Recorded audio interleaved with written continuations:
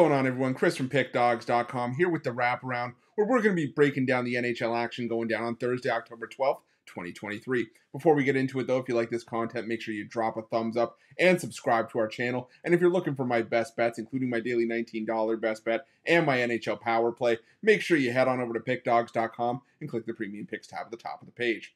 Are you ready? I'm ready. Let's get into it.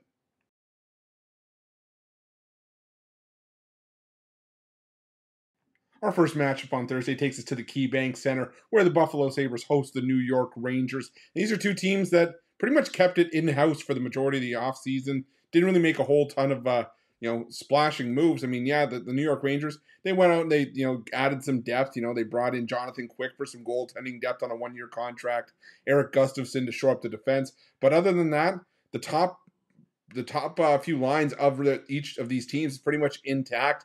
Jacob Trouba, Mika Zibanejad, Artemi Panarin, Chris Kreider for the Rangers. Guys like Tage Thompson, Owen Power, Jeff Skinner, Alex Tuck for the Sabres. So these are two teams that are pretty much running it back. The Rangers, their second largest point total since 2015. The Sabres, 1 point away from making the playoffs last year. You can only imagine what would have happened if the Sabres made the playoffs instead of the Florida Panthers. But the way I'm going to look at it in this one, this is a tough matchup, too tough for me to split. You look at the last four meetings, all needing overtime. All three games last year, obviously one-goal games. They were very, very tight. I'm going to take a shot here. Not going to go too heavy on this one, but I'm going to take a shot on the 60-minute tie plus 330, basically for this game to go to overtime for a fifth straight meeting. Like I said, we have someone that's hitting each of the last four meetings going off at plus 330. These two teams play each other tight. There's a ton of talent on both sides. I'm taking the 60-minute tie in the Rangers and Sabres.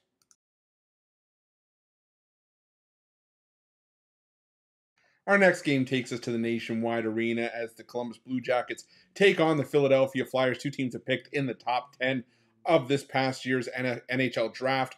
Two teams are finished in the bottom of the Metropolitan Division, hoping to make some strides this season. Both these teams running it back a lot, but I would say that the Philadelphia Flyers just have a lot more turnover from their roster last year, most notably losing guys like James Van Riemsdyk and Tony DeAngelo to free agency. Did bring in guys like Garnet Hathaway, Mark Stahl, and Victor Mete, but don't know if those moves are enough to really push the needle in favor of the Flyers here. The Columbus Blue Jackets, they had a disappointing season last year for sure, but they were able to take Adam Fantilli third overall, and I think Fantilli is going to be an absolute stud. Had 65 points last year, 30 goals for the University of Michigan, and this Columbus Blue Jackets team, well, I think they've just got a lot more upside right now than the Philadelphia Flyers do. I mean, the Philadelphia Flyers won the last two meetings last season, but the home teams won the last four meetings. They won all four last year. Columbus scored 5 goals in each of their home games against the Flyers. I think we see nothing different here. I'm going to take the Columbus Blue Jackets at minus 125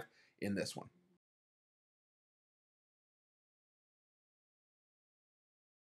Our next game takes us to the Prudential Center, where the New Jersey Devils take on the Detroit Red Wings. And the New Jersey Devils are one of the surprise teams that crashed the playoffs last year. First playoff burst since 2018. First series victory in over a decade for the New Jersey Devils when they took out the New York Rangers, but then ran into a buzzsaw in the Carolina Hurricanes. On the other side, the Detroit Red Wings definitely made some moves to push this team in the right direction. They brought in some goaltending depth in Alex Lyon. They brought in help for defense in Shane Gostisbehere. They brought in JT Compher, Christian Fischer, Justin Hall, even some veteran goaltending in James Reimer. But I just don't know if I'm there with the Red Wings as of yet, because I am seeing Ville Husso confirmed as the starter for the Detroit Red Wings. Husso gave up 4 or more goals in 5 of his last 7 starts last year. The Red Wings were involved in a ton of high-scoring games, especially high-scoring games against these same New Jersey Devils. In each of the games last year, the road team not only won, but had at least 5 goals. The road team had 16 goals last season. So maybe the Detroit Red Wings have some hope, but I'm also not jumping it back to New Jersey Devils here, as Vitek Vanacek didn't look good in that playoff series. Looked good in the regular season, but I don't know if I'm just there just yet where I want to be laying minus 260 or chasing a puck line with the Devils. I'm going to take the over 6.5 to get some goals in this one, and that's going to be my pick for Devils and Red Wings.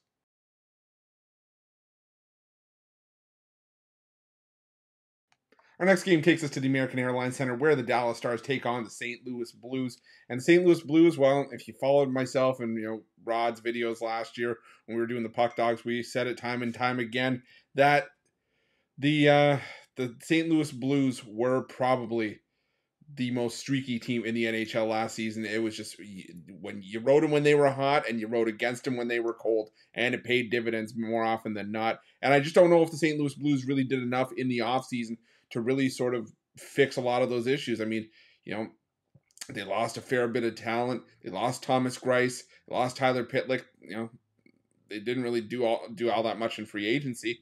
So I guess they must be happy with what they have in house. On the other side, the Dallas Stars, it's a Stars team that once again made the playoffs, made a run to the Western Conference Final, and just ran into a buzzsaw in the Vegas Golden Knights.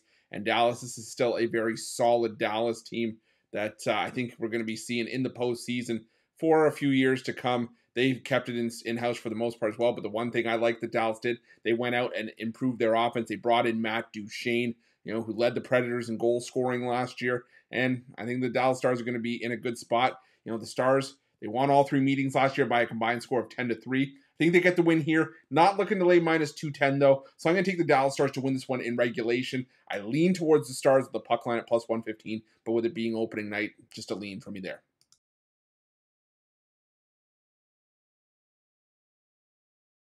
Our next matchup takes us to the XL Energy Center, where the Minnesota Wild take on the Florida Panthers. Both these teams cracked in the playoffs last year. Minnesota getting knocked out by Dallas in the first round, but the Florida Panthers, went from the last team into the Eastern Conference, 1 point ahead of the Buffalo Sabres, sneaking in all the way to the Stanley Cup Finals before falling to the Vegas Golden Knights. But I'll tell you, this is a Panthers team that's pretty much running it back. They got a solid team, a solid core, led by guys like Alexander Barkov and Sam Reinhart, Matthew Tkachuk. The list goes on and on. They still got solid goaltending with Sergei Bobrovsky. The defense is solid with Oliver Ekman Larson coming over. So I'm high on the Florida Panthers for this season, especially in the Atlantic Division, which looks to be up in the air as well. The Minnesota Wild, on the other hand, they're running it back themselves, but they lose Matt Dumba, who was a big piece of that defense. The thing for me, though, is that the Minnesota Wild, that they rely on making games hard hitting. They make them, more defensive battles, sort of grinded out type of affairs. And they have one of the best 1-2 punches in goaltending in the NHL, in my opinion, in Marc-Andre Fleury and Philip Gustafson, a very underrated tandem. I think this game is going to be another one of those low-scoring physical matchups. The under was 27-3 in the last 30 home games for the Minnesota Wild. I think this one's going to be a defensive showcase, a goaltending showcase with Bobrovsky on the other side. I lean towards the Panthers because they won both meetings last year, but I'm taking the under in this one.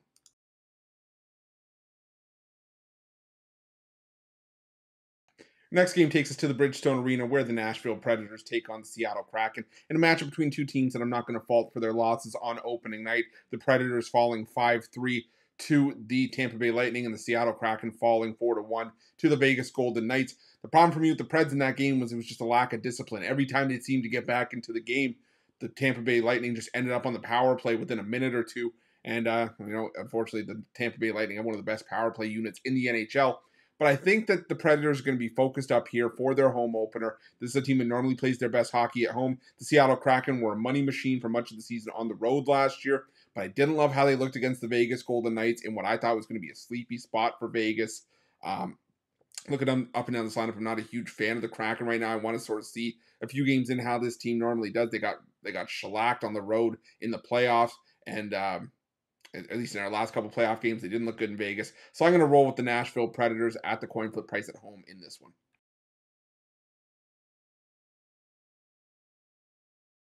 And our final game on the board for Thursday takes us to the SAP Center, where the San Jose Sharks take on the Vegas Golden Knights. And the San Jose Sharks, well, once again, it was just another disappointing year in San Jose as the Sharks missed the playoffs once again. And they made a splash in the offseason. They traded away Erik Karlsson in a 3-team deal. They got back guys like Michael Granlund and Mike Hoffman to sort of improve the depth on this team, the veteran presence on this team as well. Brought in Anthony Duclair as well from the Florida Panthers. So there's going to be some changes for the San Jose Sharks. And it's still a decent San Jose Sharks core that they have. Kaapo Kähkönen's a solid goaltender. Mackenzie Blackwood, decent option that was brought in over from New Jersey. But I think it's still going to take some time for me to feel comfortable backing the San Jose Sharks. The Vegas Golden Knights, they looked really good in their opener, beating the Seattle Kraken 4-1. Now, head-to-head, the Sharks have actually won 3 of the last 5 meetings, and it's their only 3 wins in this head-to-head series since the Vegas Golden Knights joined the league. But I still got to take the Vegas Golden Knights here. I just think they are the far, far better team. And I think they've already had the game to shake off the rust. I think the San Jose Sharks come out flat. Maybe not flat, but there's going to be some rust. And the Vegas Golden Knights are just flat out one of the best teams in the NHL. So giving the Golden Knights on the puck line to round things out.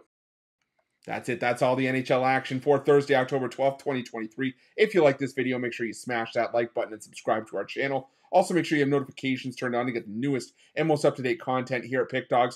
And just a reminder, if you're looking for my best bets, check out Pick Dawgz Premium and let me know your NHL picks in the comment section below. Thanks for watching.